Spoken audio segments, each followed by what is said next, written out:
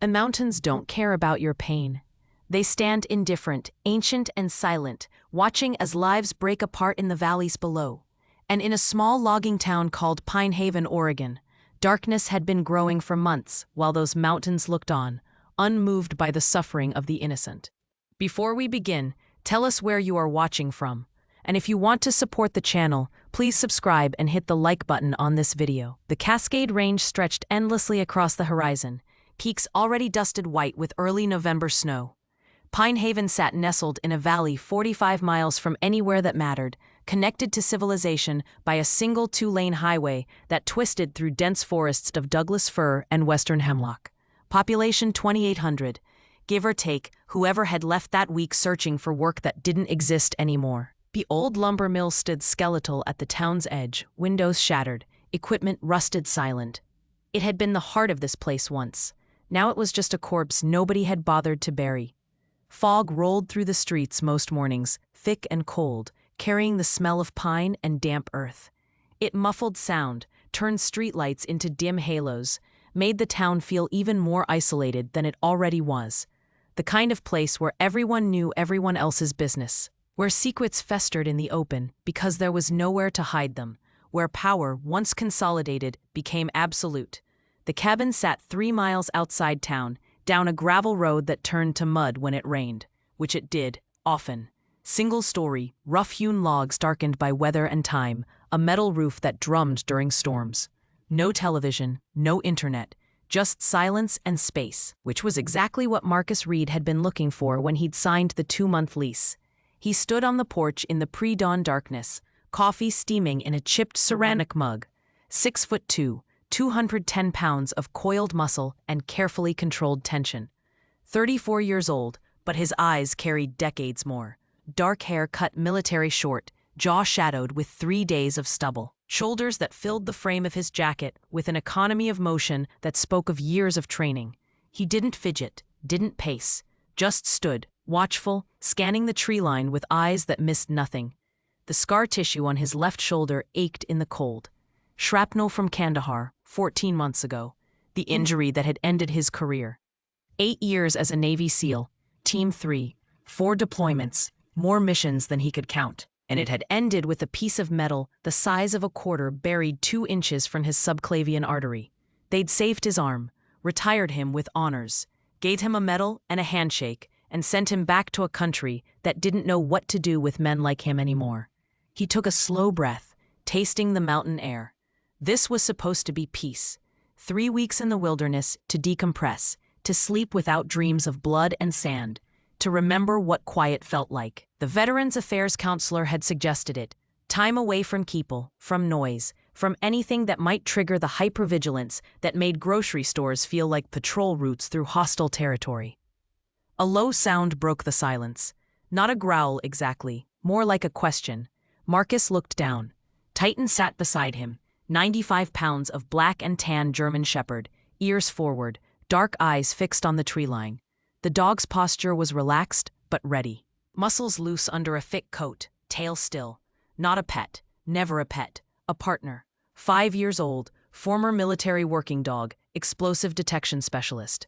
They'd served together for 3 years before the same explosion that had ended Marcus's career had blown out Titan's left eardrum, rendering him medically unfit for deployment. They'd retired together. Seemed fitting.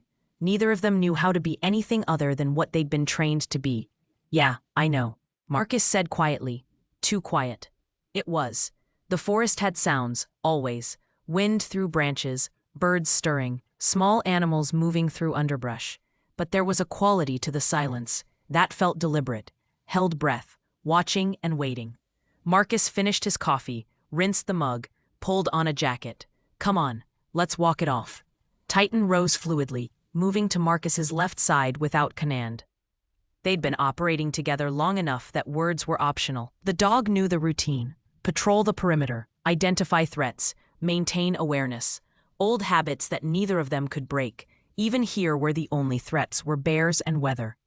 They moved through the forest as daylight leaked slowly into the sky, turning darkness to gray. Marcus's boots made almost no sound on the carpet of needles and fallen leaves. He moved like a shadow, weight balanced, eyes constantly scanning. Titan ranged ahead, 15 feet, nose working the air, stopping occasionally to investigate a scent before moving on. The town became visible through the trees as they crested a ridge. Pine Haven spread out below, lights beginning to glow in windows as people woke to another day. Main Street ran straight through the center, lined with buildings that had seen better decades. A few shops, a diner, a post office, a combination gas station and convenience store. The church steeple rose white against the dark mass of mountains beyond. It looked peaceful, almost picturesque in the early light. Marcus had learned long ago that appearances meant nothing. The most dangerous places often looked the safest. And something about this town felt wrong. He couldn't articulate it, had no evidence, just instinct, honed by years of survival in places where mistakes meant body bags. Titan's ears swiveled. The dog's head came up. Body going still in that particular way that meant he'd detected something worth noting. Marcus's hand dropped instinctively to his hip, where his sidearm would have been on deployment. Found only empty space. He was a civilian now, supposedly. He watched the dog, reading the signals. Not immediate threat. Something distant. Sound probably carried on the wind from town. They stood there for 3 minutes, man and dog, watching the town wake up. Finally, Titan relaxed fractionally, looked back at Marcus with an expression that seemed almost questioning. Not our problem, Marcus said. Not our town, not our fight. The dog held his gaze for another moment, then turned back toward the cabin.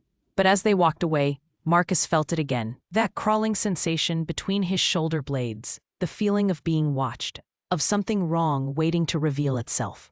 He'd come here for peace, for silence, for escape from the weight of other people's wars. He had no idea that war was about to find him anyway, that peace was an illusion, that in less than 48 hours, silence would be shattered by a terrified child's voiceless scream, and a truth so dark it would demand he become, one final time, exactly what he'd been trained to be: a protector, a weapon, a last line of defense between the innocent and those who would destroy them. The mountains watched, indifferent and eternal, as Marcus Reed walked back toward his temporary sanctuary, unaware that sanctuary was about to become a battleground. Marcus needed supplies. 3 days of isolation had depleted his coffee and the fresh vegetables he'd brought from Bend.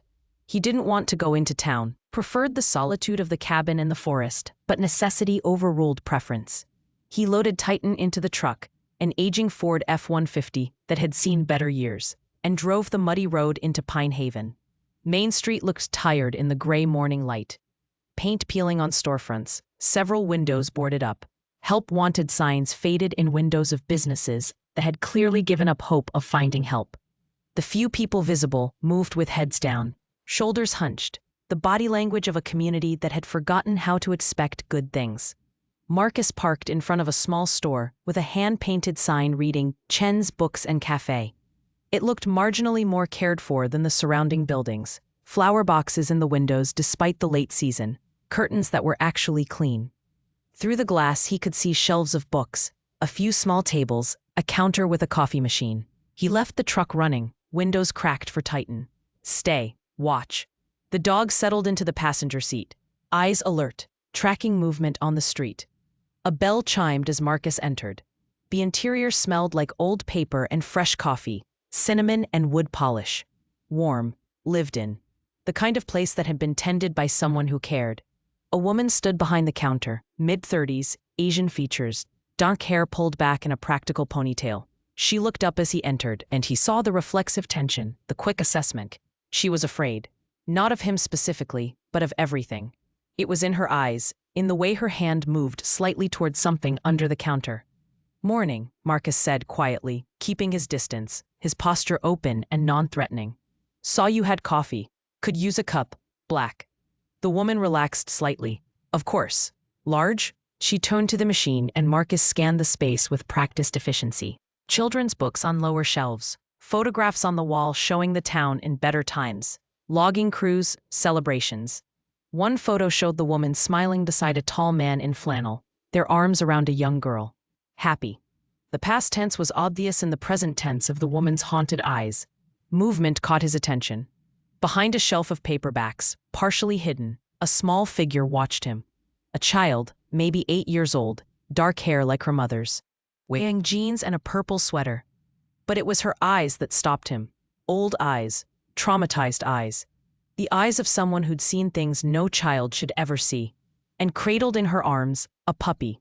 Tiny thing, maybe 8 weeks old, black and white fur, 2 large paws, bandage wrapped around its left front leg. The girl held it protectively, her entire body language screaming fear and desperate defense of the small creature in her arms. Marcus looked away, giving her space, not wanting to spook her further. "Nice place," he said to the woman. "Thank you." She set the coffee on the counter. $3. He paid, took the cup, started to turn toward the door. Then Titan barked. Once, sharp, urgent. Marcus was moving before conscious thought caught up, coffee forgotten on the counter, his body already processing threat assessment. Through the window, he saw a black pickup truck, oversized tires, dark tinted windows, pulling up directly behind his Ford, locking him in. 3 men climbed out. The one from the driver's side was massive, 6 feet tall, 240 pounds, scarred knuckles, dead eyes. Wearing work boots, jeans, a canvas jacket that did nothing to hide the bulk of muscle underneath. The other 2 were smaller, but carried themselves with the swagger of men who'd learned violence was currency. The woman behind the counter made a small sound. Whimper. Fear. Marcus turned. She'd gone pale, her hand now definitely reaching for something under the counter. Phone, probably. Not that it would matter if local law enforcement was anything less than completely clean. "You know then?" Marcus asked quietly. She nodded, unable to speak. The bell chimed. The 3 men entered. The big one looked at Marcus with the flat assessment of a predator deciding if something was prey or competition. Then dismissed him, turning his attention to the woman. "Sarah." His voice was rough gravel. "We talked about this. Mr. Merrick has been very patient, but patience has limits. I told you no." Sarah Chen's voice shook but held. "I'm not selling. This is my home, my daughter's home. The answer is no." The big man smiled. It didn't reach his eyes. "That's disappointing. Mr. Merrick really hoped we could resolve this friendly-like." He picked up a small ceramic figure from the counter, a painted bird, examined it. "Be a shame if something happened. Place. Lace like this. Old building. Wiring probably isn't up to code. Accidents happen." He dropped the figure. It shattered on the floor. Sarah flinched. Behind a shelf, Marcus saw the little girl squeeze the puppy tighter, her face pressed into its fur. Marcus set his coffee down very carefully. "Gentleman made it clear she's not interested. Time for you to leave." The big man turned slowly, really looked at Marcus this time. Saw the posture, the stillness, the watchful eyes. Something flickered in his expression, uncertainty. Then arrogance reasserted itself. "This doesn't concern you, friend. This is local business. I'm making it my concern." Marcus's voice didn't rise, didn't need to. "You're going to walk out. Now. And you're not coming back." The 2 smaller men shifted, hands moving toward waistbands. The big man held up a hand, stopping them. He studied Marcus with more attention now, taking in details. The bearing. The scars visible on Marcus's knuckles. The way he stood balanced on the balls of his feet. "You military?" the big man asked. Marcus said nothing. "Doesn't matter. This town belongs to Mr. Merrick. And what Mr. Merrick wants, he gets. You'd be smart to remember that." He looked back at Sarah. "You've got 72 hours. Sign the papers or we come back. And next time, we won't be so polite." He turned toward the door, his men following. Stopped beside Marcus. Close enough that Marcus could smell stale cigarettes and old sweat. "See you around, hero." They left. The truck reversed, tires spitting gravel, and roared away. Silence filled the shop. Sarah was shaking, gripping the counter to stay upright. Behind the shelf, the little girl still hadn't moved, frozen in place like a rabbit hoping the predator hadn't seen it. Marcus moved to the window, watched the truck disappear, committed the license plate to memory, watched the street for other vehicles, other threats. Titan was silent now, but Marcus could see the dog's tension, ears forward, tracking something beyond human hearing. "Thank you." Sarah's voice was barely above a whisper. Marcus turned. "How long has this been going on?" 3 months. Since the developer started buying properties. He needs mine for the access road, for water rights. I'm the last one who hasn't sold. Tears tracked down her face, but her voice steadied. My husband died 2 years ago. Logging accident. This place, this property, it's all we have left. I can't just give it away. What about the police? The sheriff's department knows. They don't care. Or they're paid not to care. I filed reports. Nothing happens. She wiped her eyes. You should leave. They'll remember you. They'll come back. I can't ask you to get involved in this. Marcus looked at the little girl. She was watching him now. Huge dark eyes and a pale face. Still holding the puppy. Still silent. He realized she hadn't made a single sound since he'd entered. Your daughter? He asked quietly. Emma. She's 8. She hasn't spoken in 3 weeks. Sarah's voice broke. Something happened. Something scared her so badly she just stopped talking. Won't tell me what. Can't tell me. Doctors can't find anything physically wrong. They say trauma, selective mutism, but she won't say what caused it. Marcus felt something shift in his chest. Recognition. He'd seen that look before, in the eyes of children in war zones. Children who'd witnessed things that shattered the innocent architecture of their minds. The puppy? He asked. She found it, same day she stopped talking. Someone had hurt it, kicked it or thrown it. Broken leg. The vet said Emma could keep it if she cared for it. It's the only thing she responds to now. That puppy and drawing pictures. What kind of pictures? I don't know. She hides them. Burns them in the fireplace when she thinks I'm not looking. Sarah looked at him with desperate eyes. Who are you? Just someone passing through. You're more than that. The way you stood up to them. The way you moved. You're military. Marcus said nothing. Please, Sarah whispered. I know it's not your fight. I know you don't owe us anything. But if you know anyone, if you have any contacts, anyone who could help, we're not the only ones. There are others. People who've been hurt, threatened, driven out, and nobody stops it. Nobody even tries. Outside, Titan barked again. Different tone. Not threat. Inquiry. Marcus looked at the little girl one more time. Emma Chen, 8 years old, holding a wounded puppy like it was the only good thing left in a world that had turned incomprehensibly cruel. Not his fight. Not his town. Not his responsibility. He'd come here to escape this exact thing. The weight of other people's wars. The burden of being the one who stood between evil and innocence. He'd earned his peace. Paid for it in blood and sleepless nights and pieces of his soul he'd never get back. Emma's eyes met his. And he saw himself reflected there. Not the man. The child he'd been once. Before the training. Before the killing. When the world had still felt safe.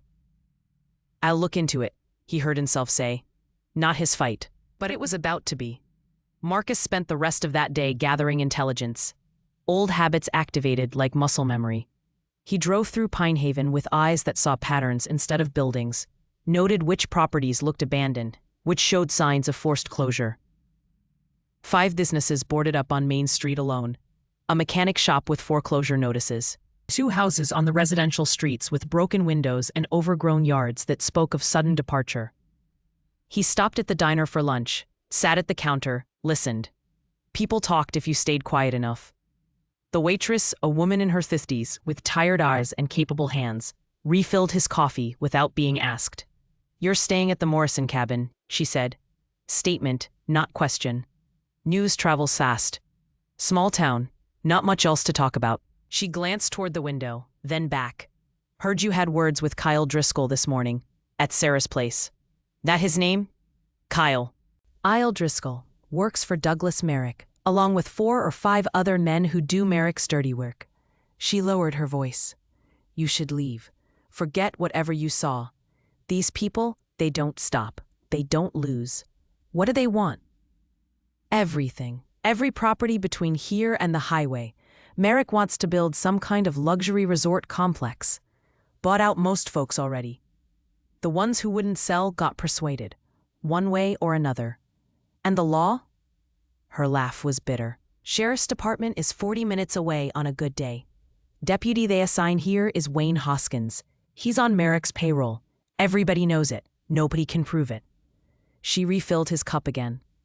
There was a county inspector, Robert Walsh, good man. He was looking into some irregularities with Merrick's permits. Environmental stuff. Safety violations from Merrick's last project. Was? Hiking accident 6 weeks ago. Fell off Cascade Ridge. Broke his neck. Her eyes met Marcus's. Except Robert Walsh grew up in these mountains. He could navigate them blindfolded, and he was terrified of heights. Wouldn't go near cliff edges. Marcus absorbed this. Anyone investigate? Sheriff ruled it accidental. Case closed. She moved away to serve another customer. Conversation clearly over. Marcus paid, left a substantial tip, drove back toward the cabin. But halfway there, Titan's ears swiveled forward. The dog's body went rigid, a low growl building in his chest. Marcus slowed the truck. What is it? Titan's eyes were fixed on the tree line to the left. Every muscle tense. The growl deepened. Marcus pulled over, killed the engine, reached under the seat and pulled out the Sig Sauer P226 he'd legally carried across state lines. 15 rounds, one in the chamber. He'd told himself it was just precaution, standard practice. Now he was grateful for the paranoia that passed for normal in his world. With me. He opened the door quietly. Titan leaped out, immediately moving into a defensive position, body low, eyes scanning. They moved into the forest. Marcus's hand stayed loose on the pistol, finger indexed along the frame, not on the trigger. Not yet. Titan ranged ahead 15 feet, nose working the air, tracking something Marcus's human senses couldn't detect. 200 yards in, they found the trail. Fresh tire tracks, partially hidden by branches someone had dragged across them. Boot prints, multiple people, leading toward his cabin. Marcus's jaw tightened. He moved faster now, Titan keeping pace. The cabin came into view through the trees. The door hung open, splintered where the lock had been kicked in. Marcus approached from an angle, using trees for cover, scanning for vehicles or people. Nothing visible. He signaled Titan to hold position, moved to the doorway, pieing the corners. Clearing the interior with the practiced efficiency of 1,000 room clearances in a dozen countries. Empty, but destroyed. Someone had torn through his belongings with methodical thoroughness. Clothes scattered, his laptop smashed, the few personal items he'd brought shredded or broken. And on the wall, spray painted in black, a message: leave or die. But that wasn't what stopped his breath. On the floor, partially hidden under an overturned chair, a piece of paper. He picked it up carefully. A child's drawing in colored pencil, crude but clear enough. It showed stick figures, a man in a suit, another man, bigger, with angry scribbles for a face. And on the ground, another figure, lying still, red marks around its head. The detail that made Marcus's blood run cold. In the corner, partially hidden behind a tree, a small figure holding something, a child, watching. His phone buzzed, unknown number. He answered without speaking. Mr. Reed. The voice was smooth, educated, carried the confidence of a man accustomed to being obeyed. My name is Douglas Merrick. I understand you've been asking questions about me.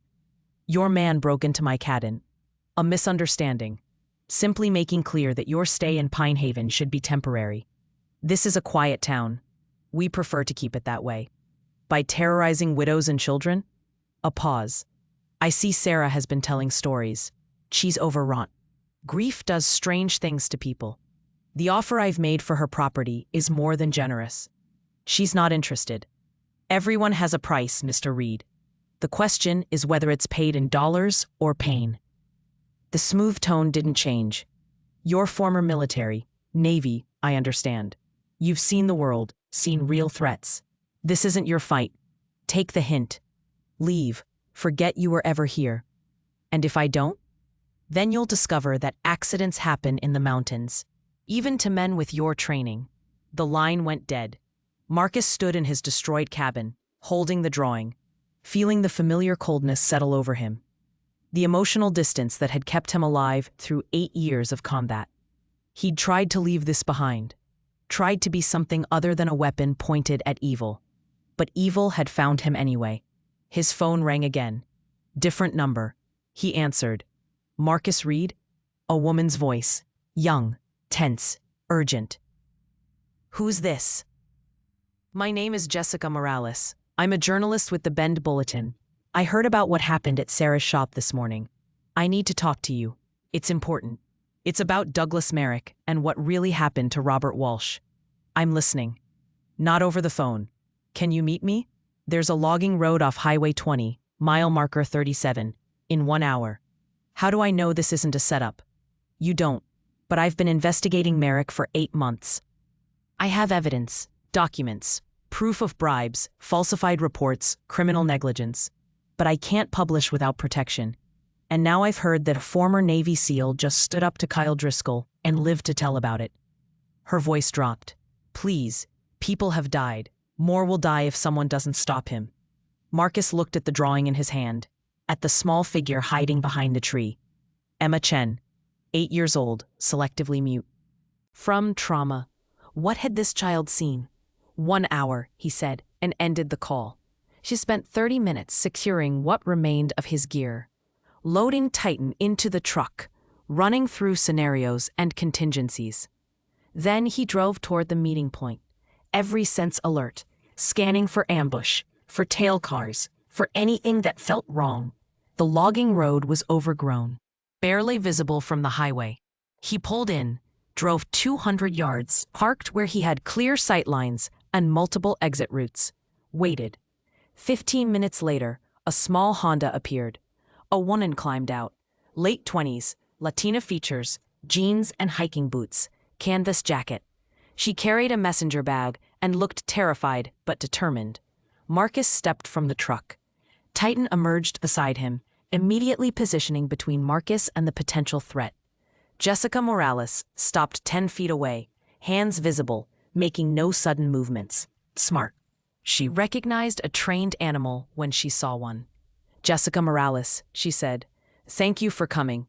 Talk fast. I don't like being exposed. She reached slowly into the bag, pulled out a folder. Douglas Merrick, 52 years old, CEO of Merrick Development Corporation, net worth $47 million. 5 years ago, he had a resort project in Idaho, Mountain Springs Lodge. During construction, there was an accident. Structural collapse. 3 workers died. Accidents happen in construction. Not like this. OSHA investigated, found 47 safety violations, falsified inspection reports, bribes paid to county officials. Merrick should have faced criminal charges. Somehow he didn't. The family settled, the story disappeared. She pulled out more papers. 2 of the investigators on that case had since died. 1 car accident, 1 heart attack, both within 18 months of the settlement. Marcus took the folder, scanned the documents. His trained eye caught details, patterns. You're saying he had them killed. I'm saying the coincidences are statistically impossible, and now he's doing the same thing here. Buying properties through intimidation, bribing officials, and Robert Walsh, the county inspector who was looking into his permits, is dead. The hiking accident.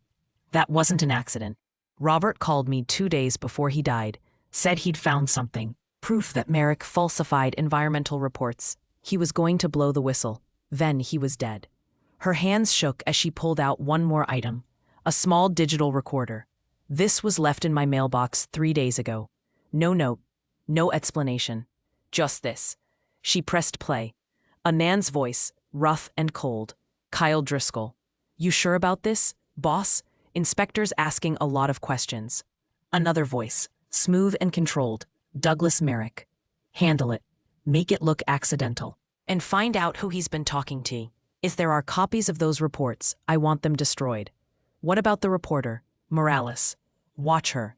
If she becomes a problem, handle her too. The recording ended. Marcus looked up. You've been sitting on this for 3 days? I was trying to verify it, confirm the voices, build a complete case before I went public. Her voice cracked. But then this morning I saw your truck at Sarah's shop, heard what you did. And I realized I'm out of time. Merrick knows I have something. It's only a matter of time before he moves on me. Why not go to the FBI? With what? A recording that could be faked? Documents that show patterns but not proof? I'm a small-town journalist. They'll bury this in paperwork and procedure while Merrick's lawyers tie it up for years. She stepped closer. But you're different. You're not bound by rules. You know how to fight. And from what I've heard, you've already made yourself a target by defending Sarah. Marcus said nothing. Calculating. Weighing. A tactical situation was deteriorating rapidly. Multiple threats, inadequate intelligence, and civilians in the line of fire. There's something else, Jessica said quietly. Sarah's daughter, Emma. She stopped talking 3 weeks ago, right after Robert Walsh died. I think she saw something. I think she witnessed the murder, and I think Merrick knows it. The drawing in Marcus's pocket suddenly felt heavier. This wasn't intimidation anymore. This was attempted murder. Cover-up of multiple homicides. Conspiracy at a level that required federal intervention. But federal intervention took time, and Emma Chen didn't have time. Neither did Sarah or Jessica. Marcus looked at Titan. The dog sat calmly, watching him, waiting. They'd been in worse situations, outnumbered, outgunned. Deep in hostile territory, with civilians to protect, and no extraction available. They'd survived by being smarter, faster, and more ruthless than the enemy. He looked back at Jessica. Get in the truck. You're coming with me. Where? Sarah's house. If Emma saw what I think she saw, those drawings aren't random trauma processing, they're testimony. And if Merrick realizes she's a witness, he didn't need to. They both knew what men like Douglas Merrick did to witnesses. They piled into the truck, Titan in the back, Jessica gripping her bag. Marcus drove fast but controlled, mind already running through defensive positions, supply needs, communication protocols. He'd come to Pine Haven for peace. Instead, he'd found a war. And wars were something Marcus Reed knew how to fight. Sarah Chen's property sat on 15 acres of mixed forest and cleared land. The farmhouse, a 2-story structure that had weathered decades of mountain winters.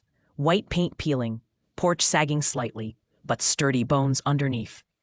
A gravel driveway wound through Douglas firs to the main road, providing single-point access that was both advantage and vulnerability. Marcus assessed it with tactical eyes as they pulled up. Good sight lines from the second floor. Dense tree cover on 3 sides offering concealment but also approaches for hostiles. The barn 50 yards behind the house was partially collapsed, unusable. A vegetable garden, dormant for winter. A propane tank. A well with electric pump. Defensible if you knew what you were doing. Sarah opened the door before they reached the porch, Emma behind her legs, the injured puppy in the girl's arms. Sarah's eyes went from Marcus to Jessica to Titan. Fear and confusion warring on her face. What's happening? Why are you here? Inside, Marcus said quietly. Now. Something in his tone bypassed argument. Sarah stepped back, pulling Emma with her. They entered, Marcus last. Scanning the tree line one more time before closing the door. He locked it, checked the windows, noted the back door and the kitchen, the stairs leading up. Sarah Chen, Jessica Morales, Marcus said, making introductions while his eyes continued mapping the interior. Jessica's been investigating Douglas Merrick. She has evidence, and I have reason to believe Emma is in immediate danger. Sarah's face went pale. She pulled Emma closer. What are you talking about? Marcus knelt slowly, making himself less threatening, meeting Emma's eyes at her level. The girl watched him with that ancient, traumatized gaze, holding the puppy like a shield. Emma, he said gently, the drawings you've been making, the ones you hide. I found one, at my cabin, and I think I know what it shows. He paused, choosing words carefully. I think you saw something bad happen, something that scared you so much you couldn't talk about it. But the people who did that bad thing, they might know you saw, and that puts you and your mom in danger. Emma's eyes widened. She pressed her face into the puppy's fur. Sarah made a choked sound. What did she see? What are you talking about? Jessica pulled out the folder, spread photographs on the kitchen table. Robert Walsh, county inspector, found dead 6 weeks ago at the base of Cascade Ridge, ruled accidental. She looked at Emma. Sweetie, were you near Cascade Ridge 6 weeks ago, near the hiking trails? Emma didn't move, didn't respond. Sarah's hand went to her mouth.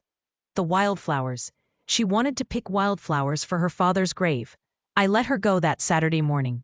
She was only gone 2 hours, but when she came back, she had the puppy, and she was terrified, and she hasn't spoken since. Marcus felt pieces clicking into place. She witnessed the murder, saw them kill Walsh and stage it as a hiking accident. Oh God. Sarah sank into a chair. Oh God, my baby.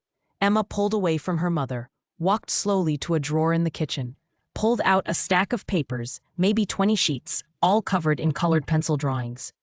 Brought them to Marcus, handed them over, then retreated behind her mother. Marcus spread them carefully. They told a story. Crude but clear. First drawing, stick figures hiking, trees, mountains. Second drawing, two men meeting, one in hiking clothes, one in a suit. Third drawing, arguing, angry scribbles around their heads. Fourth drawing, a furred man appearing, bigger, wearing what might be a work jacket. Fifth drawing, the big man hitting the hiker, red marks. Sixth through 10th, progressive violence, the hiker on the ground, being dragged, being pushed. 11th drawing, the hiker at the bottom of a cliff, not moving, red everywhere. 12th drawing, the men walking away, one on a phone. And in nearly every drawing, in the corner or behind a tree, a small figure, sometimes with a small animal, watching, hidden, terrified. The last drawing was different. It showed a house, clearly this house. Stick figures inside, and surrounding it, dark figures. Red scribbles that might be fire. Marcus looked up at Sarah. Has she drawn that last one before? No. Just today. This afternoon. She drew it and then brought all the others to show me, but I didn't understand what they meant. Tears streamed down Sarah's face. I didn't understand. My baby was trying to tell me we're going to die. Nobody's dying, Marcus said flatly. He stood, pulled out his phone, photographed every drawing methodically, sent them to a secure email address. Then he looked at Jessica. The recording. Send it to me. And to 3 other people you trust.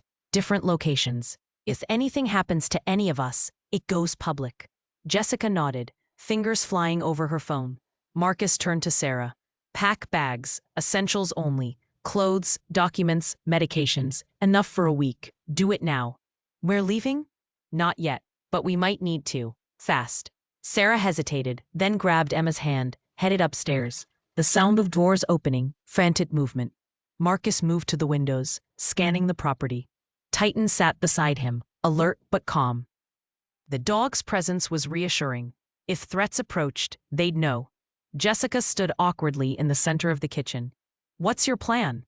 Survive the night. Get federal authorities involved by morning. FBI, U.S. Marshals, someone with jurisdiction and resources to move fast. He glanced at her. You have contacts?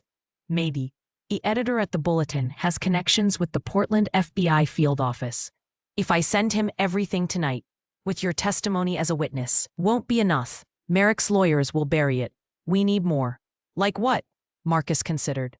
The murder site. Walsh's body was recovered, but what about the scene? Physical evidence. It's been 6 weeks. Rain, snow, animals. There won't be anything left. Maybe. Or maybe Emma saw something the investigators missed. Something that could prove it wasn't an accident. He looked at the drawings again, the detail in them, the specificity. This child had been processing trauma through art for weeks. She'd seen more than just the murder. Meanwhile, across town, Douglas Merrick stood in his office on the 2nd floor of what had once been the town hall, converted now to corporate headquarters for his development company. Floor-to-ceiling windows overlooked Main Street, gave him a view of his kingdom, his town, his property, his future. Except for 15 acres and a stubborn widow who refused to understand reality. Kyle Driscoll stood across the desk, arms crossed, face carefully neutral. The seal, still here. Went. Net to the Chen property with that reporter, Morales. They've been inside for 20 minutes. Merrick's jaw tightened. This is becoming problematic. Want me to handle it? The reporter has been asking questions for months. If she disappears now, it creates exactly the attention we've been avoiding. Merrick tapped his fingers on the desk, thinking. But the seal is a drifter. Nobody knows he's here. No family, no connections to the area. If he has an accident, tragic but unremarkable. And the woman and kid? The house fire was already planned for tonight. Move up the timeline. Make it look like Reed was inside with them. Carbon monoxide, everyone asleep. Propane leak. Spark. Terrible tragedy. 4 deaths. No witnesses. Merrick smiled coldly. And the reporter will understand what happens to people who ask too many questions. What about the deputy, Hoskins? Tell him to be unavailable tonight. Engine trouble, dead radio, whatever. By the time he responds to the fire, it'll be too late. Kyle nodded, started to leave. And Kyle, Merrick added quietly, no mistakes this time. The last complication we need is that child surviving again. She won't. Back at the farmhouse, darkness had fallen completely. Sarah finished packing, returned downstairs with 2 backpacks and Emma. The girl still carried the puppy, hadn't let it go. Marcus had been busy. He'd moved furniture away from windows, identified firing positions, checked every lock and entry point. Found a hunting rifle in a closet, old but functional, box of 30-06 ammunition. Not ideal, but better than nothing. He'd also found something else, a cradle monitor, baby equipment Sarah hadn't gotten rid of. He'd set up the camera portion in the barn, angled to cover the driveway, the receiver in the kitchen showing grainy night vision. Basic early warning system. "You know how to shoot?" he asked Sarah, indicating the rifle. "My husband taught me. I'm not great, but I can hit targets." "Good enough." He showed her how to load it, check the safety. "If I tell you to take Emma and run, you go out the back, into the forest, head north. There's a fire road 2 miles that direction.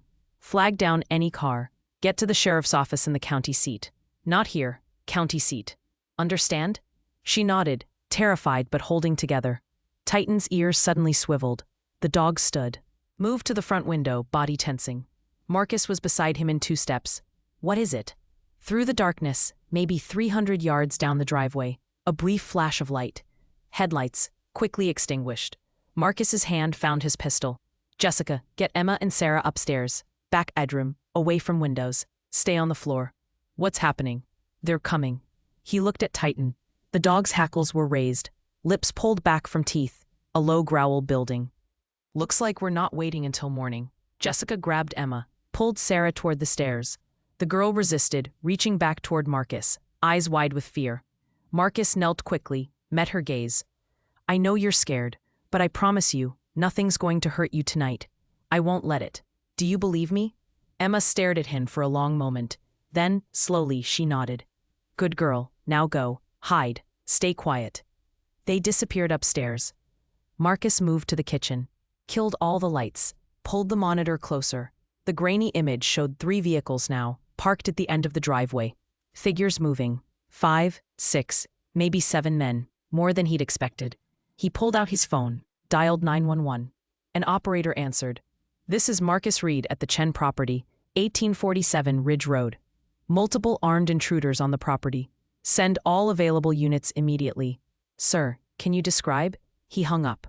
The call was logged, recorded. Evidence that he'd requested help. That whatever happened next was self-defense. Titan moved to his left side, ready, waiting. Marcus checked his pistol. 15 rounds, 2 spare magazines, 45 total. Against 7 men. He'd faced worse odds. The figures were moving up the driveway now, spreading out, using the trees for cover. Professional formation. These weren't random thugs. Marcus smiled grimly. Neither was he. "All right, boy," he whispered to Titan. "Let's go to work." Marcus moved through the darkened house like smoke, every movement economical and silent. 8 years of close-quarters battle made this second nature. He positioned himself at the kitchen window with angular view of the driveway. Titan pressed against his leg, coiled tension waiting for release. The men were taking their time. Smart, cautious approach, using available cover. Weapons visible now in the moonlight. 3 had rifles. The others carried what looked like jerry cans, gasoline. They weren't here for intimidation. This was murder. Marcus's jaw tightened. He raised his voice, loud enough to carry through the broken window he'd opened deliberately. "This is private property. You're trespassing. I've called the police. Leave now and nobody gets hurt." A laugh from the darkness. Kyle Driscoll's voice. "The police ain't coming, hero, and you're in no position to make threats. Last warning. You should have left when you had the chance. Now you're gonna burn with them." Movement. 2 men breaking from cover, rushing the porch with the jerry cans. The others providing covering fire. Muzzle flashes lighting the darkness. Rounds punching through windows, splintering wood. Marcus dropped below the window line, counted shots, calculated positions. 5 shooters, 2 runners. The runners were committed, had to reach the house to pour gasoline. They'd expect return fire to focus on them. Wrong assumption. Marcus rose, acquired the leftmost shooter, squeezed twice. The man went down, shifted right, acquired the next, fired twice more. The second shooter stumbled back into the trees. The runners hesitated, survival instinct warring with orders. Titan, fast. The German Shepherd exploded through the open kitchen door like a missile. 95 pounds of trained aggression covering ground in bounding strides. The nearest runner saw him coming, tried to swing the jerry can defensively. Chitin hit him at full speed, jaws clamping onto the man's forearm, momentum carrying both to the ground. The man screamed, high and terrified. The jerry can spilled, gasoline soaking into the dirt. The second runner dropped his can, pulled a pistol. Marcus put 2 rounds center mass before the weapon cleared the holster. The man collapsed. Titan, Aus, here. The dog released, bounded back toward the house, disappeared inside. The man he'd taken down was writhing on the ground, clutching a mangled arm, screaming obscenities and agony. 4 down. 3 active shooters remaining. Return fire intensified. Rounds walking across the front of the house. Systematic suppression. They were adjusting, coordinating. One shooter maintaining fire while others moved to new positions. Marcus low crawled to the opposite window, rose carefully. Saw movement in the tree line. Fired 3 rounds. Couldn't confirm hit, but the movement stopped. His phone buzzed. Unknown number. He answered, keeping the pistol trained outward. You're good. Kyle Driscoll's voice, breathing hard. I'll give you that. Military training shows. But you're still outnumbered, and we've got all night. How much ammunition you carrying? 40 rounds? 50? You can't win this. Don't need to win. Just need to last until the police arrive. Deputy Hoskins is having vehicle trouble tonight. Won't make it out here for hours. By then, this place will be ash, and you'll be a corpse. A pause. But it doesn't have to go that way. You walk out now, alone. We let you leave. The woman and kid are what Mr. Merrick wants. This isn't your fight. Marcus said nothing for 3 seconds. Then, voice flat and cold. You came to murder a child. That makes it my fight. And not one of you is leaving this property alive unless it's in handcuffs. Big words from a man about to die. I've had harder nights in Fallujah. This is just target practice. Marcus ended the call. He checked the monitor. The injured man was crawling toward the vehicles, leaving a blood trail. The others had culled back, regrouping. They'd be calling Merrick now, reporting casualties, requesting either reinforcements or permission to escalate. Upstairs. A floorboard creaked. Marcus tensed, then forced himself to breathe. Sarah and Jessica moving around. Emma probably terrified. The puppy would be quiet at least. Small blessings. Titan sat beside him, ears forward, eyes tracking movement outside. Blood stained the dog's muzzle, but he was uninjured. Good. Guard, Marcus commanded quietly, pointing toward the stairs. Titan moved immediately, positioning himself at the base of the staircase. Between the ground floor and the civilians above, Marcus conducted a rapid tactical assessment. 4 confirmed hits, uncertain how many were lethal. 3 active hostiles minimum. Ammunition expended, 11 rounds. 34 remaining. Not great, not terrible.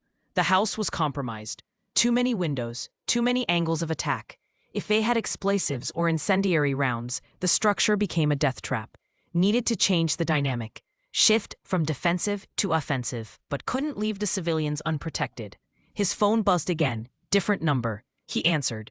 Marcus Reed? A man's voice. Official cadence. This is Special Agent David Chen, FBI Portland Field Office. I received a communication 20 minutes ago from Jessica Morales containing allegations of murder, conspiracy, and corruption. Is she with you? Marcus's chest loosened slightly. Yes, along with 2 others, Sarah Chen and her daughter Emma. We're under armed assault right now. 7 hostiles, 4 down, 3 active. What's your location? Marcus gave the address. How fast can you get here? I'm in Portland. 2 hours minimum.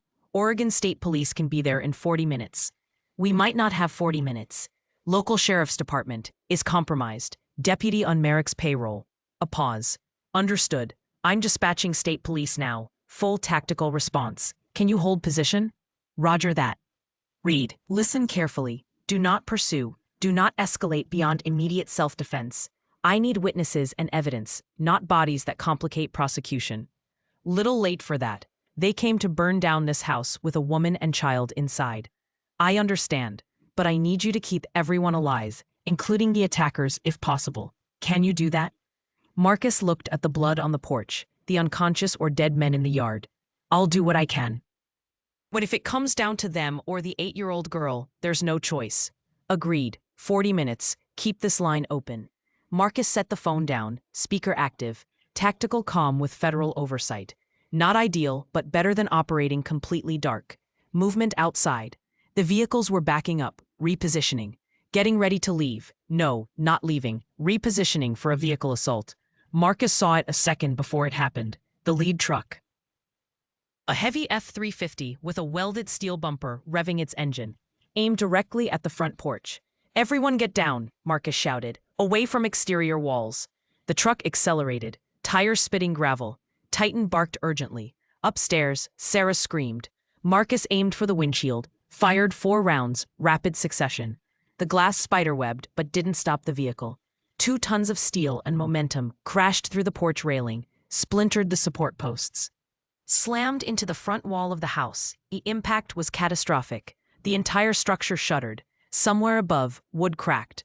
Part of the porch roof collapsed onto the truck's hood. But the wall held, barely. The truck's engine died. The driver's door opened. Kyle Driscoll stumbled out, blood streaming from a head wound, pistol in hand. Marcus stepped through the ruined doorway, weapon up.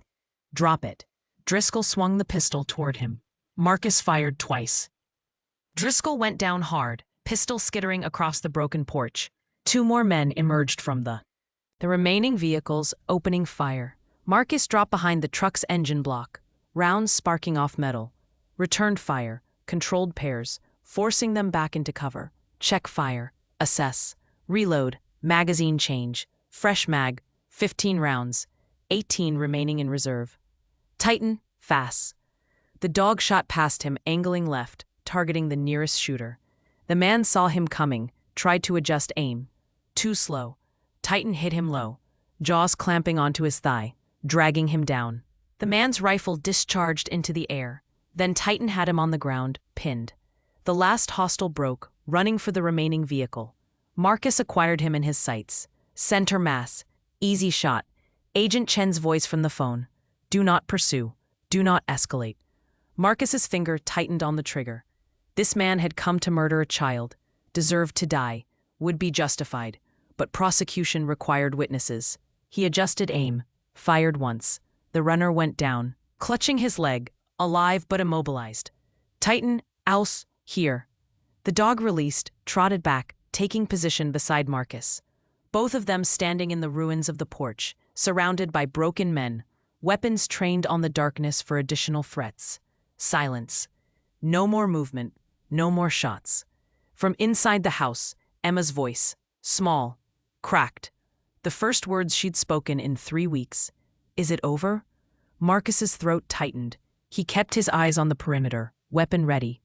"Yeah, sweetheart, it's over." Above them, the damaged section of roof groaned ominously. "Sarah," Marcus called, "everyone needs to exit the structure, now. Bring the bags, out the back door, into the tree line, stay low." Movement inside. Then Sarah appeared, Emma in her arms, the puppy clutched between them. Jessica behind them, carrying the bags and her laptop.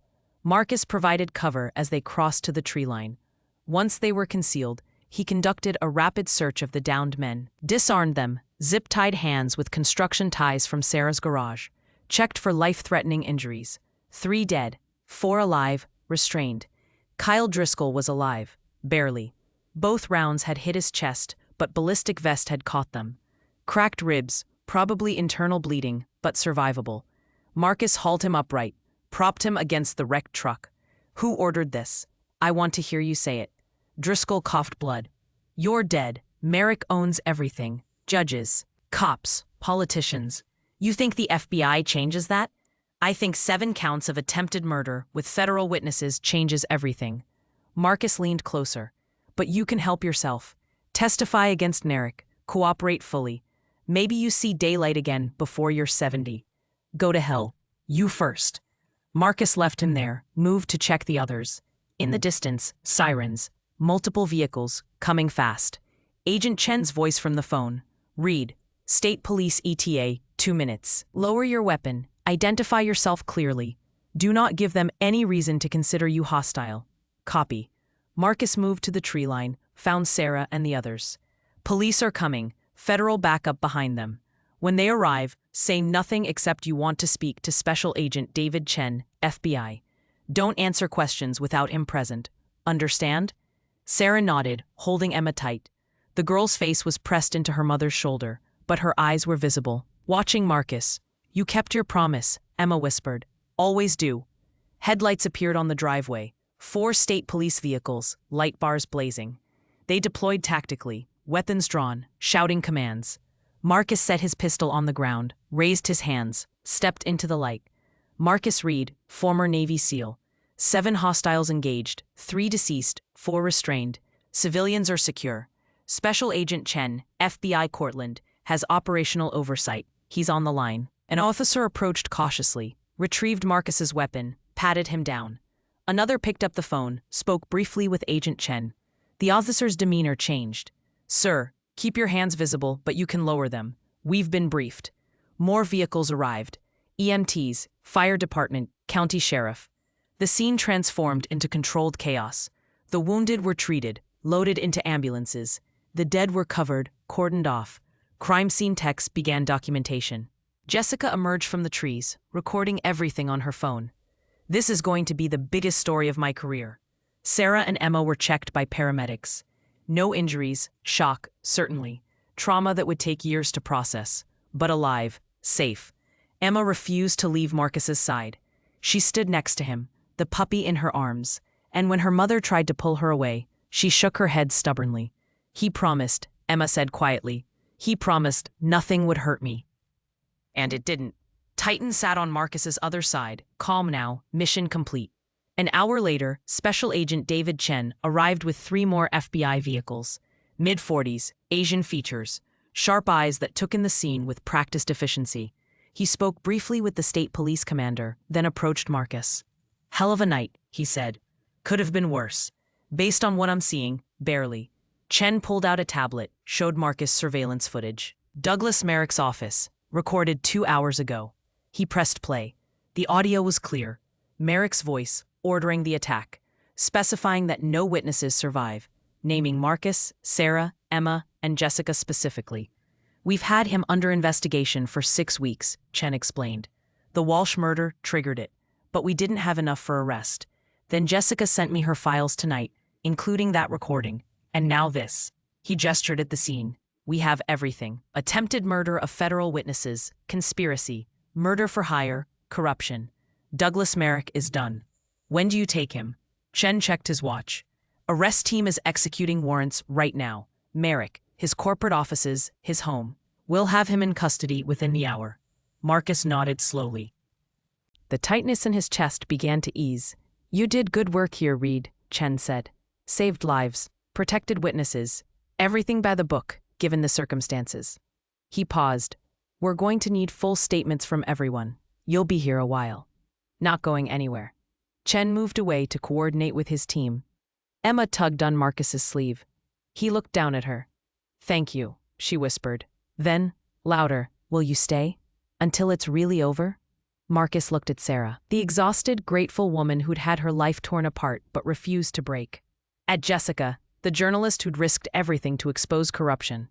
At Emma, 8 years old, holding a puppy and finally finding her voice again.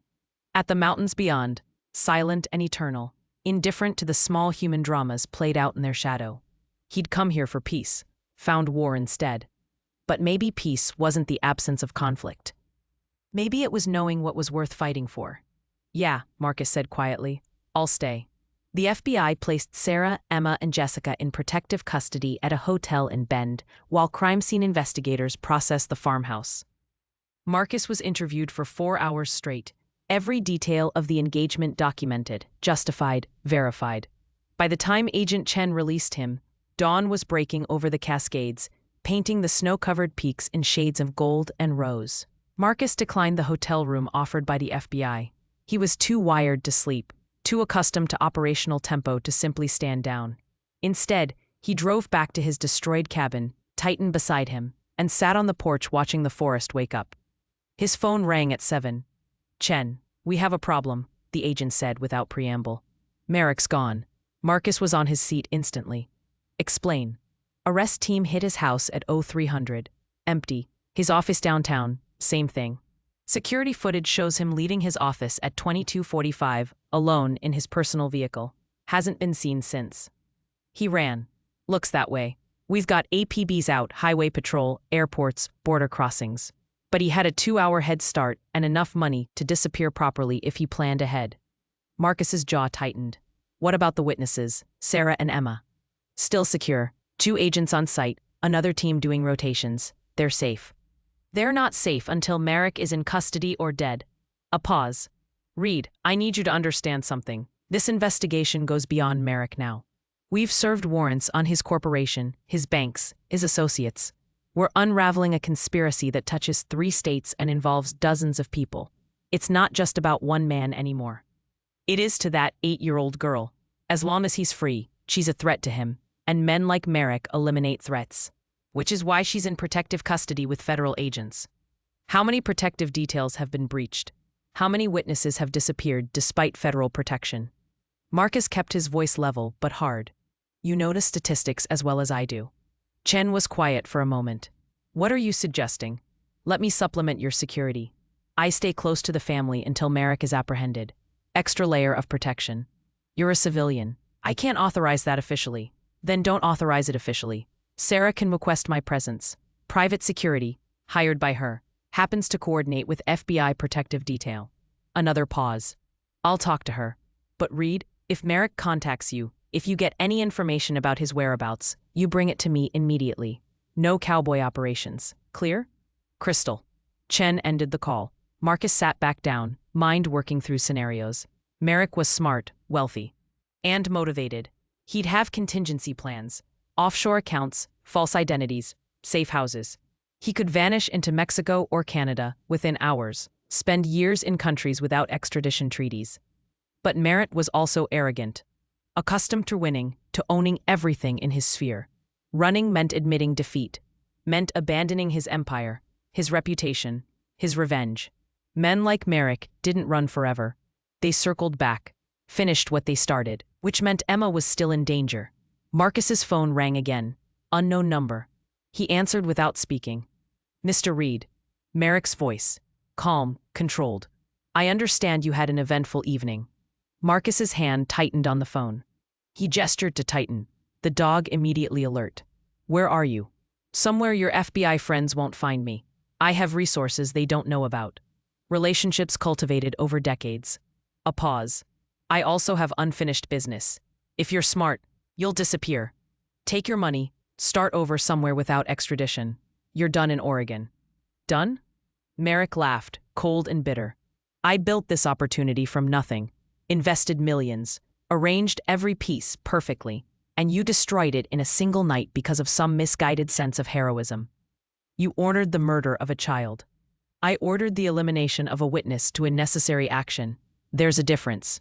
Not to a jury. I'll never see a jury, but you will. You killed 3 men last night, Reed. Shot them on someone else's property during what could be argued was a property dispute. Good lawyers could make your life very complicated. Your men came with guns and gasoline to commit arson and murder. Federal agents have the evidence. Evidence can be disputed. Witnesses can be discredited. The legal system is a game, and I've been playing it longer than you've been alive. Merrick's voice hardened. But I didn't call to debate legal strategy. I called to make you an offer. Not interested. $2 million. Deposited in any account you specify. In exchange, you take Sarah and Emma Chen and disappear. Different state, new identities, federal witness protection, or private arrangements. I don't care. But they vanish completely and permanently. Marcus said nothing. I know your type, Merrick continued. The noble warrior can't be bought. But think practically. I'm offering them safety and financial security for life. You think federal protection lasts forever? Budgets get cut. Agents get reassigned. 6 months from now, they'll be back in some small town with minimal oversight, and I'll have all the time in the world to resolve my problem. Or I could find you first. You won't. But let's say you did. Let's say you track me down and kill me. Do you really think I'm the only person with motivation to silence that girl? My associates, my investors, the people whose money is tied up in this project, they all have reasons to want this problem eliminated. Kill me, and you make yourself and them targets for everyone else involved. Marcus absorbed this. The ugly truth was Merrick had a point. Conspiracy this large had multiple invested parties. Taking down one man wouldn't end the threat. So your offer is I help you escape justice by hiding your victims? My offer is you save their lives by getting them somewhere I'll never find them. Because make no mistake, Reed, I will find them eventually. Tonight, tomorrow, next year. And when I do, what happened at that farmhouse will look merciful by comparison. Big talk from a man running scared. I'm not running, I'm repositioning. And I'm giving you one chance to be smart. Merrick's voice dropped. You have 48 hours to consider. After that, the offer expires and I handle this my own way. Goodbye, Mr. Reed. The line went dead. Marcus immediately called Chen back, reported the conversation verbatim. We're tracing it now, Chen said. Marcus could hear activity in the background, voices shouting coordinates. Burner phone, probably already destroyed. But we might get a cell tower location. He's not running far. He thinks he can still control this situation. Then he's delusional. We have testimony, recordings, physical evidence. Even if he stays hidden for years, the case proceeds without him. Until he sends someone else to eliminate witnesses, which is why we have protection details. Marcus looked at Titan. The dog was watching him with intelligent eyes, reading his tension. I'm going to the hotel, staying close to the family.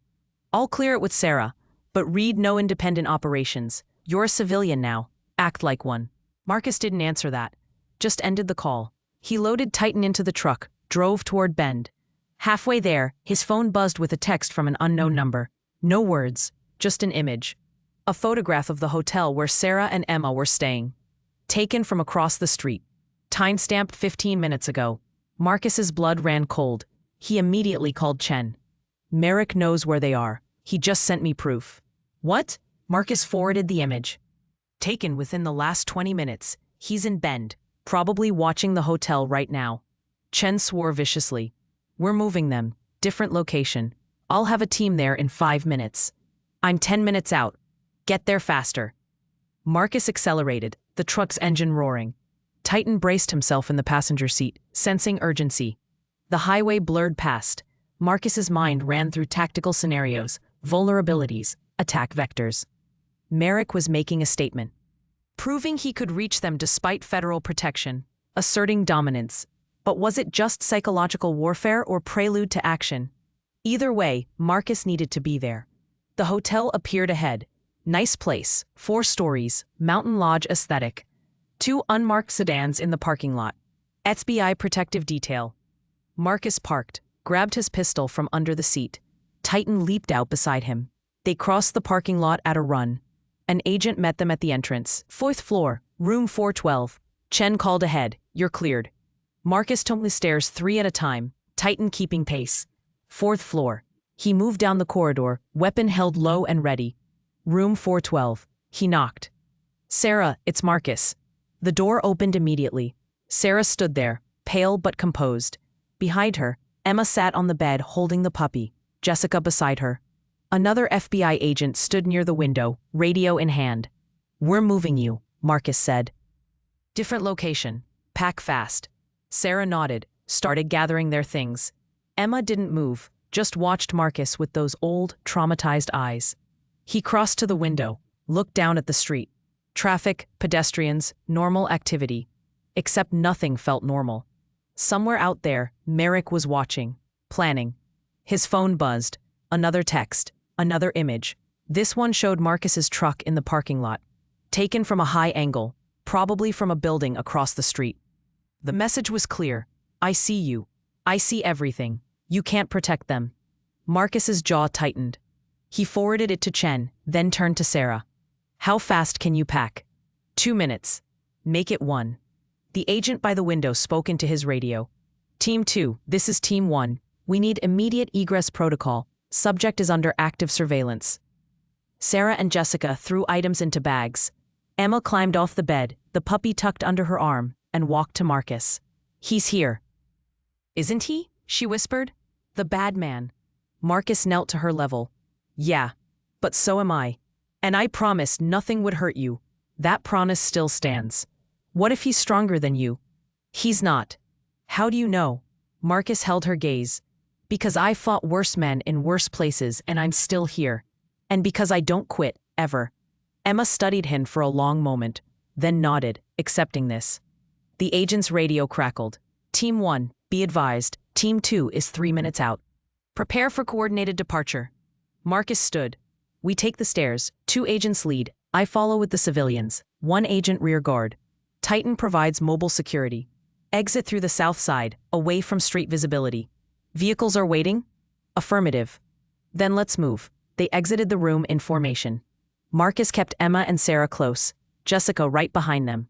Titan ranged ahead slightly, nose working, ears swiveling. Every sense alert. Down the stairs, through the south corridor, emergency exit ahead. Titan stopped abruptly, hackles raised, low growl. Marcus raised his fist. Everyone froze. What is it? The lead agent whispered. Marcus didn't answer. He was reading Titan. The dog's focus was locked on the emergency exit door. Someone was on the other side. Marcus moved forward slowly, positioned himself at an angle to the door, weapon ready, gestured for the others to stay back. He reached for the door handle, and somewhere outside, across the street, Douglas Merrick smiled coldly through binoculars, watching his trap prepare to spring. Marcus's hand hovered over the door handle. Titan's growl deepened.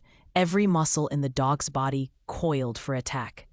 Behind them, the FBI agents had weapons drawn, positioning Sarah, Emma, and Jessica behind a structural pillar. Then voices from beyond the door. Official tones. Radio chatter. The lead agent spoke into his radio. Team 2, confirm your position.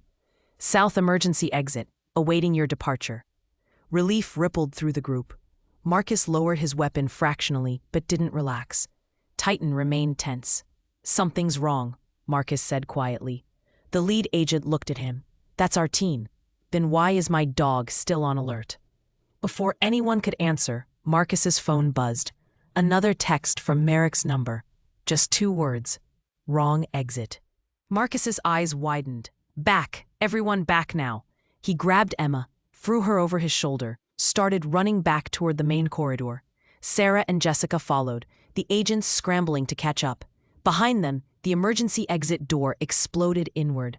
The blast wasn't large, shaped charge designed to breach, not destroy. But in the enclosed stairwell, the concussive force was devastating. The lead agent was thrown forward, slamming into the wall. A rear agent went down hard. Through the smoke, figures moved.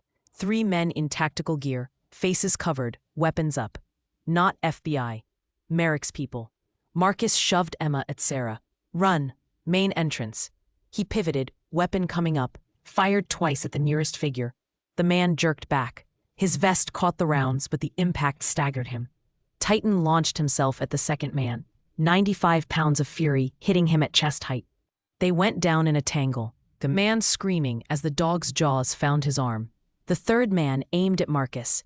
Behind him, Sarah was pulling Emma away, Jessica helping the injured FBI agent to his feet. Marcus fired first. 3 rounds, controlled aggression. The man's vest stopped too, but the third caught his exposed thigh. He dropped, weapon clattering. Titan, ouse, here. The dog released, blood on his muzzle, bounded back to Marcus's side. They ran. 4th floor corridor, people emerging from rooms. Startled by the explosion, Marcus shouted as he moved. FBI, get back in your rooms, lock your doors. Behind them, more footsteps. Merrick had sent a full team. They reached the main stairwell, started down. 2nd floor landing, Marcus's phone rang. Chen. What the hell is happening? We're getting reports of an explosion. Merrick sent a hit squad. We're under active assault, heading for main entrance. Negative. We have reports of armed men in the lobby. It's a pincer move. You're trapped. Marcus stopped, mind racing through options. 4th floor compromised. Lobby, compromised. Emergency exits likely covered. Roof, he said. We go up. He reversed direction, pushing past Sarah and the others. Follow me, roof access. They climbed. 3rd floor, 4th floor, 5th floor. A service access door marked roof, authorized personnel only. Marcus kicked it open. They emerged onto the flat roof, mountain air cold and sharp. Ventilation units, satellite dishes, maintenance equipment, and 40 feet to the nearest building. No way down. Chen's voice from the phone. Talk to me, Reed. On the roof, pinned. Need immediate air support or ground assault on the building. SWAT is mobilizing, but they're 12 minutes out. Can you hold? Marcus scanned the roof. Limited cover. Single access point they'd just used. Do I have a choice?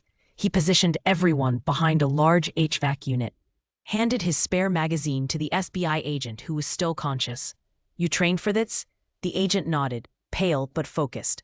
Blood ran from a cut on his forehead. Marine Corps before FBI. Good. Watch that door. Anything comes through that isn't law enforcement, you put it down. Roger. Marcus moved to the roof's edge, looked down. 4 stories. Parking lot below. Black SUV pulling up. More of Merrick's people. Wasn't just a hit. This was a war. His phone rang. Merrick again. Impressive, the smooth voice said. My men told me you were good. They understated. Call them off. It's over. SWAT is inbound. You've got federal agents injured. Attempted murder of witnesses. Even if you kill us, you don't walk away from this. I'm not walking away. I'm burning it all down. If I can't have my empire, nobody gets anything. Not you, not the FBI, not that child who destroyed everything. She's 8 years old. She should have minded her own business. Merrick's voice hardened. I gave you a chance. $2 million and everyone lives. You chose self-righteousness over pragmatism. Now you get to watch them die. The line went dead. Emma was crying softly. The puppy pressed to her chest. Sarah held her, murmuring reassurance, but her eyes met Marcus's over her daughter's head. Fear and trust and desperate hope all mixed together. Jessica was filming with her phone. Even now, even here. This needs to be documented, she said quietly. If we don't make it, someone needs to know what happened. The FBI agent checked his weapon. 8 rounds. You? 19, Marcus said, plus whatever your partner had. They moved to check the fallen agent, still alive but unconscious. Marcus took his weapon and spare magazines. Total ammunition, 43 rounds. Against how many hostiles? 6, 8, 10?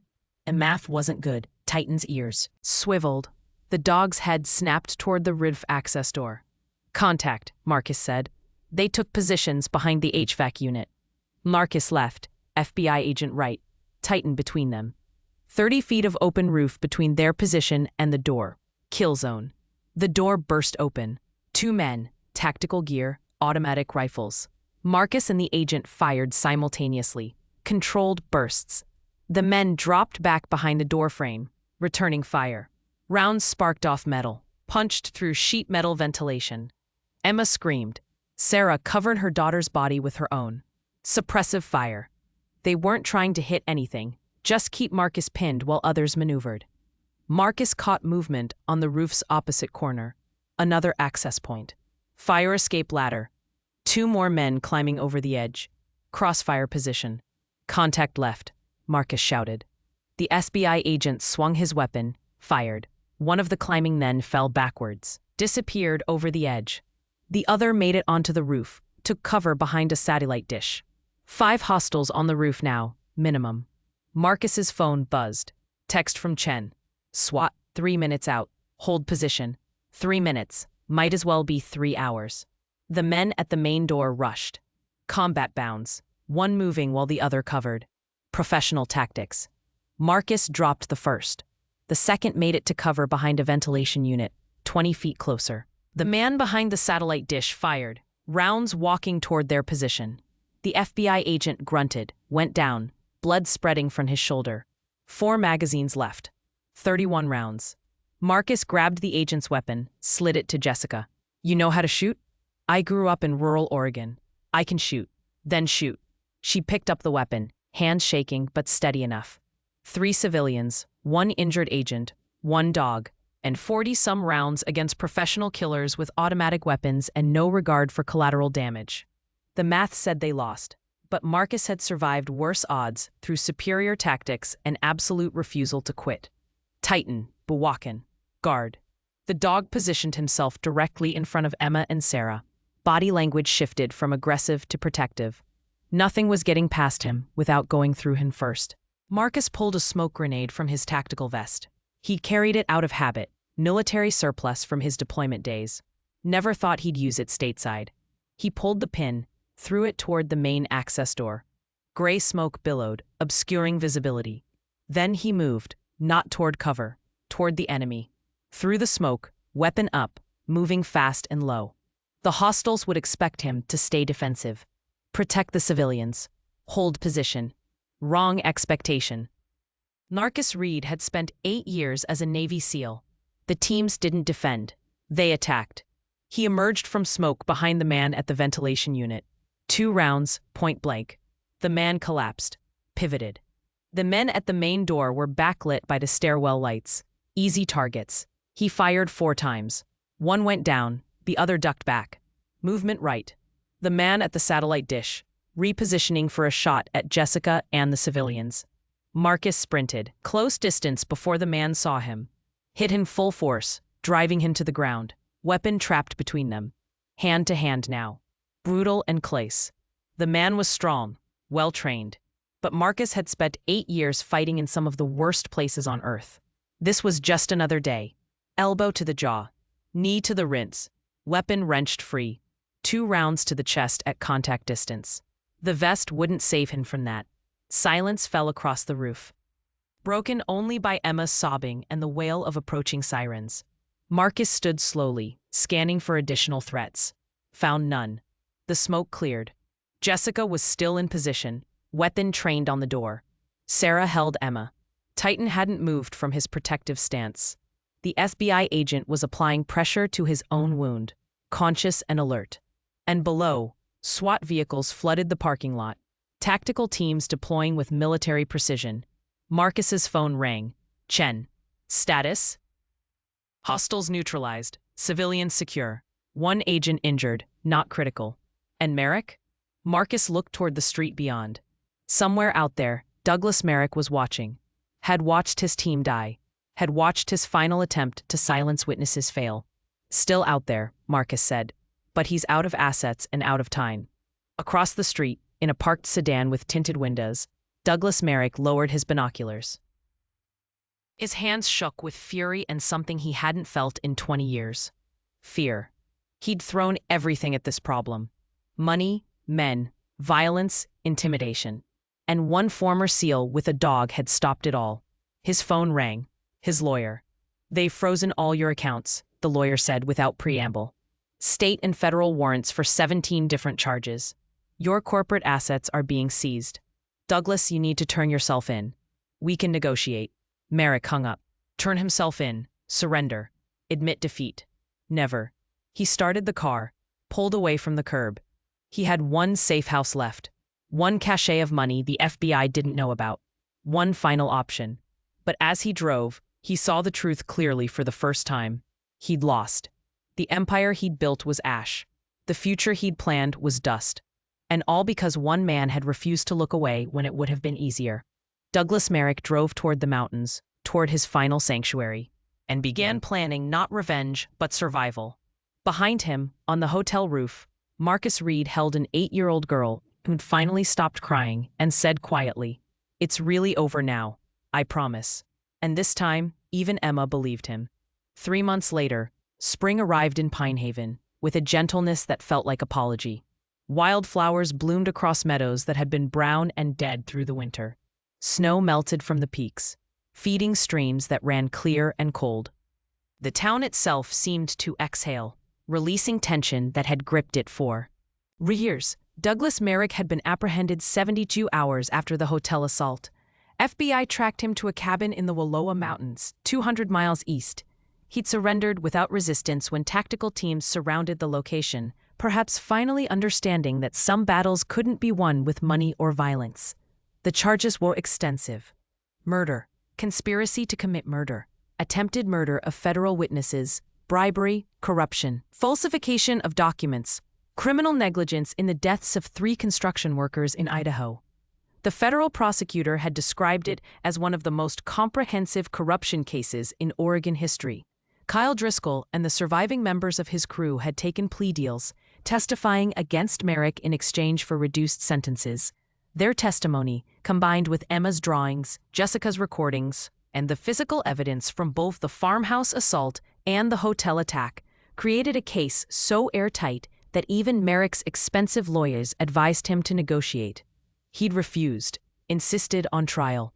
Perhaps arrogance, perhaps the last gasp of a man who couldn't accept that he'd been beaten. The trial was set for September. Until then, Merrick sat in federal detention without bail, deemed a flight risk and danger to witnesses. Marcus Reed stood on the rebuilt porch of Sarah Chen's farmhouse, coffee in hand, watching the sunrise paint the mountains in shades of gold and amber. The house had been gutted and restored over the past 3 months, insurance money and a settlement from Merrick's seized assets covering the costs. The structure was sound now, reinforced, updated, safe. Behind him, the door opened. Sarah emerged, 2 cups of coffee in hand, though Marcus already held one. She smiled ruefully. Set one down on the porch railing. Habit, she said. Emma makes me coffee every morning now. Says you taught her that warriors need coffee to function. Marcus's lips twitched, almost a smile. Smart kid. She wants to join the army when she grows up, become a medic, help people who are hurt. She's got time to change her mind. Maybe, but I don't think she will. You changed something in her, showed her that one person can make a difference. That strength isn't just about fighting, but about standing up when it would be easier to walk away. Sarah looked at him. You could have walked away. Nobody would have blamed you. Yeah, I could have. Why didn't you? Marcus was quiet for a long moment, watching the light spread across the valley. I spent 8 years in the teens, fought in places most people can't find on a map, came home and couldn't figure out what I was supposed to do with all that training. All that experience. Felt like I'd left the only thing I was good at on the other side of the world. He took a drink of coffee. Then I met an 8-year-old girl who'd witnessed murder and couldn't speak, and I realized maybe the war I was supposed to fight was here. Protecting people who can't protect themselves. Standing between evil and innocence. That's not geography specific. That's universal. Sarah's eyes were wet. She talks about you constantly. You and Titan. Her therapist says you gave her back her sense of safety, her voice. She did that herself. I just bought her time. You did more than that. You gave us our lives back. Movement below. Emma emerged from the house, the puppy, grown substantially in 3 months, but still clumsy and exuberant, bouncing around her feet. She'd named him Scout, after the character in her favorite book. The dog's injured leg had healed completely, leaving only a small scar as a reminder of his rough beginning. Emma saw Marcus, waved enthusiastically. Marcus, come see, Scout learned a new trick. Marcus set down his coffee, descended the porch steps. Titan emerged from wherever he'd been patrolling, immediately positioning himself near Marcus, but watching Scout with what might have been paternal tolerance. The big German shepherd had appointed himself the puppy's guardian, teaching him through example how a dog should behave. Emma put Scout through his paces. Sit, stay, down. The puppy performed enthusiastically, if imperfectly, more interested in play than precision. But he was learning, growing, like Emma herself. The selective mutism had resolved gradually over the past 3 months. First words to Marcus, then to her mother, then to therapists, to FBI agents during interviews, eventually to classmates when she'd returned to school.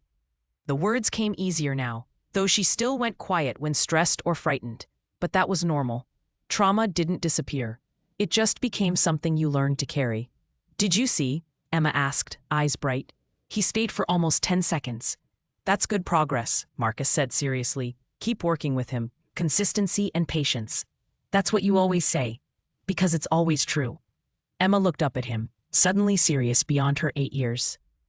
Are you leaving soon? Marcus had wondered when she'd ask. My leave ends next week. I need to report back to base. But you're not active duty anymore. You're retired. Medically retired. Different thing. I'm still in the system. Still have obligations. Will you come back? Marcus looked at Sarah, who'd joined them in the yard. At the farmhouse, rebuilt and strong. At the mountains beyond, eternal and indifferent. At Titan, who watched him with intelligent eyes that seemed to ask the same question. Yeah, he said finally. I'll come back. And he meant it. Something had changed over these 3 months. The nightmares that had plagued him since Kandahar had lessened. The hypervigilance that made civilian life exhausting had found a purpose. He still carried the weight of his years in combat, still bore scars visible and invisible. But for the first time since his retirement, he didn't feel lost. Jessica Morales' investigative series on the Merrick conspiracy had been picked up by national outlets. Her work had sparked investigations in 3 other states where Merrick had done projects. More victims. Sets were coming forward, more corruption being exposed. She'd been nominated for a journalism award, had received offers from major newspapers. She turned them all down. Stayed in bed.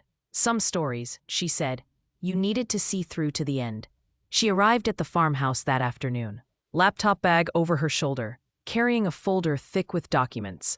The prosecutor wants Emma to testify, she said, without preamble, not in person, video deposition. But her testimony about what she witnessed at Cascade Ridge is crucial. Sarah's face tightened. She's a child. She's been through enough. I know, but her testimony, combined with the physical evidence and the other witnesses, guarantees conviction. Without it, Merrick's lawyers will argue reasonable doubt on the murder charge. He could beat it. Marcus looked at Emma, who'd gone still and quiet. What do you want to do? Emma bit her lip. Will he be there, Mr. Merrick? No, Jessica said gently. Just you, your mom, the lawyers, and a camera. You'll tell the story once, they'll record it, and you never have to talk about it again. Emma looked at Scout, then at Titan, then at Marcus. Will you be there?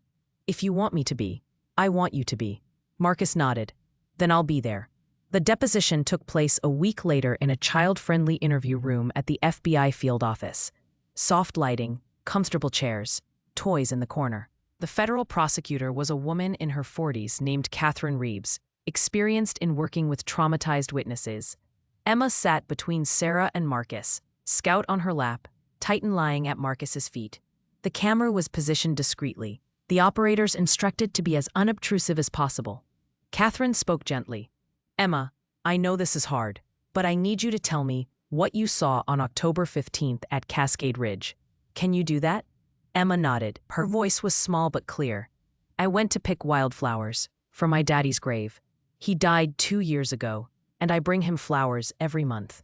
She paused, scratched Scout's ears. I was near the hiking trail. I heard voices, angry voices, so I hid behind a tree. What did you see? 3 men. One was wearing hiking clothes. The other was in a suit, nice suit, and the third man was big and scary. Can you describe the man in the suit? Emma described Douglas Merrick with the precise observation of a child who'd spent 3 weeks drawing what she'd seen. Height, approximate age, silver hair, expensive watch. What were they arguing about? The man in hiking clothes said he had papers, reports. He said they proved the suit man did something bad, hurt people. He said he was going to tell everyone unless the suit man paid him money. Blackmail. Robert Walsh hadn't been a whistleblower. He'd been an extortionist. It didn't matter. He hadn't deserved to die for it. What happened then? Emma's voice shook. The suit man told the big man to do something. The big man hit the hiker, kept hitting him. The hiker fell down. There was blood. So much blood. Tears ran down her face. Sarah held her. Marcus put his hand on her shoulder, steady and grounding. They dragged him to the cliff, pushed him over. I heard him hit the ground. Then they left, and I was so scared I couldn't move. I just hid there until they were gone. Did you see anything else? Any detail that stood out? Emma nodded. When they were leaving, I saw something fall from the big man's pocket. Something small. It landed near the tree where I was hiding. After they left, I picked it up. She reached into her pocket, pulled out a small object wrapped in tissue paper, unwrapped it carefully. A challenge coin. Military style, but customized. One side showed a corporate logo, Merrick Development Corporation. The other side was engraved with a name, Kyle Driscoll. Catherine Reeves's eyes widened. You've had this the entire time? I forgot about it until last week. It was in my jacket pocket. The jacket I was wearing that day. Mom washed it, but the coin was still there. Physical evidence, placing Kyle Driscoll at the murder scene, connecting him directly to Merrick through the corporate insignia. The prosecutor looked at Marcus. This changes everything. With this, we have direct physical proof linking Driscoll to the scene and to Merrick. It's the missing piece. Marcus looked at Emma. This 8-year-old girl who'd witnessed murder, survived multiple attempts on her life, lost her voice and found it again, who'd been carrying the evidence that would convict her would-be killers in her pocket for 3 months. You did good, kid, he said quietly. Emma managed a shaky smile. Did I help? Did I do enough? You did more than enough. You did everything. The trial proceeded on schedule. Emma's deposition was played for the jury, her small voice describing atrocities in simple, devastating terms. The challenge coin was entered as evidence. authenticated by forensic analysts who confirmed both Driscoll's DNA on the surface and traces of soil matching the Cascade Ridge site. Kyle Driscoll, faced with irrefutable evidence, accepted a new plea deal. Life in prison without parole in exchange for testimony against Merrick. Douglas Merrick was convicted on all counts: 3 counts of first-degree murder, 7 counts of attempted murder, 43 counts of corruption, bribery, and fraud. The judge sentenced him to 3 consecutive life terms plus 90 years. He would die in prison. The day the verdict was announced, Marcus was back in Virginia, processing out of the Navy's medical retirement system. His phone rang as he walked across the base. "Sarah, we won," she said, and he could hear the tears in her voice. "It's really over. He's never getting out." "Good. Emma wants to talk to you." A pause, then Emma's voice. "Marcus, we're having a party to celebrate. Mom says you probably can't come because you're far away, but I wanted to invite you anyway."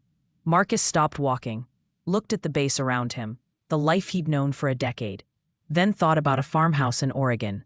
Mountains. Ends at dawn. An 8-year-old girl who'd survived hell and learned to speak again. "When's the party?" he asked. "This weekend. I'll be there." He could hear her smile through the phone. "Really?" "Really. I promised I'd come back. I keep my promises." That weekend, the farmhouse was full of people. Neighbors who'd been terrorized by Merrick and now felt safe enough to gather. FBI agents who'd worked the case. Jessica, who'd documented everything. Catherine Reeves, the prosecutor. Even Special Agent Chen, who'd driven down from Portland. Emma had insisted on cooking with Sarah's help. Burgers and hot dogs, potato salad, corn on the cob. Simple food, but prepared with love and served with joy. Marcus arrived as the sun was setting, Titan beside him. Emma ran to meet them, Scout bouncing behind her. The puppy had grown substantially, would be a large dog when fully mature. Emma had trained him well. He came when called, sat when commanded, and regarded Titan with obvious adoration and respect. "You came." Emma threw her arms around Marcus's waist. "I wasn't sure you would." "I said I would." "I know, but adults say things sometimes they don't mean." Marcus knelt down, meeting her eyes. "I'm not like those adults. When I make a promise, I keep it. Remember that." The party continued into the evening. Stories were told. Laughter echoed across the valley. For the first time in years, maybe decades, Pine Haven felt like a community instead of a collection of frightened, isolated people. As darkness fell, Marcus found himself on the porch again, in what had become his customary position. Sarah joined him, 2 beers in hand, offered him one. "Thank you," she said, "for everything, for saving us, for staying, for keeping your promises." "You don't need to thank me." "Yes, I do. You gave my daughter back her voice, her future. Her belief that good people exist and that justice is possible." Sarah looked at him. "What are you going to do now? Your retirement is final, right?"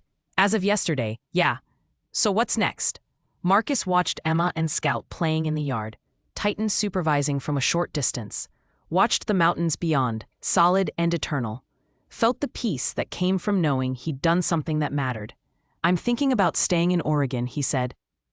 "Maybe starting a security consulting business, helping people who need protection but can't afford high-end services, using my training for something good." "That sounds perfect," Sarah smiled. "And if you need a place to stay while you get established, we have a guest room. Emma would love having you around more."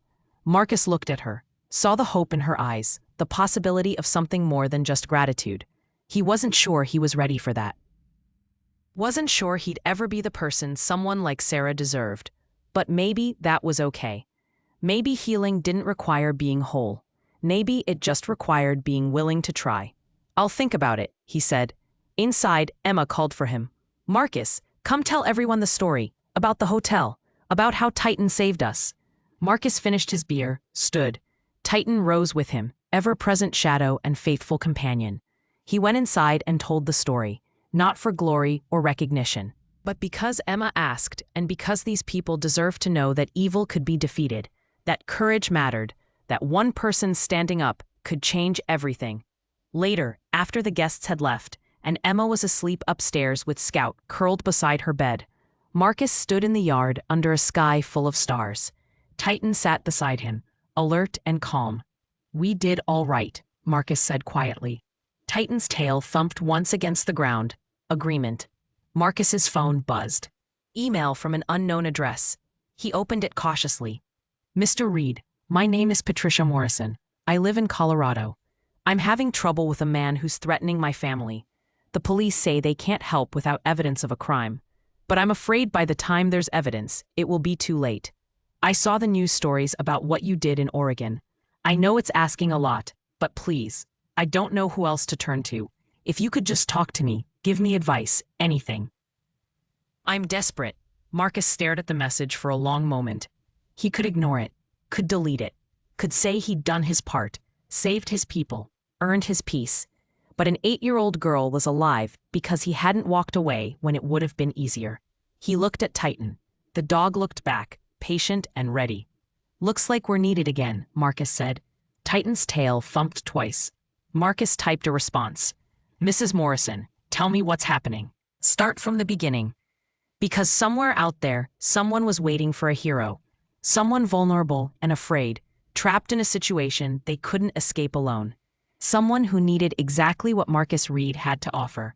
Training, experience, courage, and an absolute refusal to quit.